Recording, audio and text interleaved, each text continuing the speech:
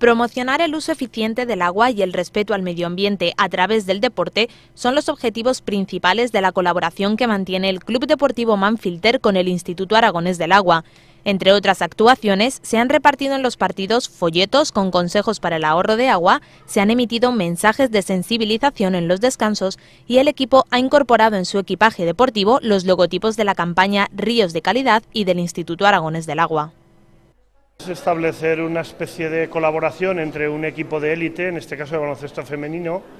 con el Instituto Aragonés del Agua para trasladar a la sociedad y especialmente a la sociedad joven, a los más pequeños, pues una serie de hábitos, de conductas y de valores relacionados con el uso eficiente del agua, ¿no? El consejero ha hecho referencia a la capacidad del deporte de élite como un medio eficaz para extender mensajes a toda la sociedad, porque, como ha señalado, los comportamientos de los deportistas se convierten en referentes para la ciudadanía.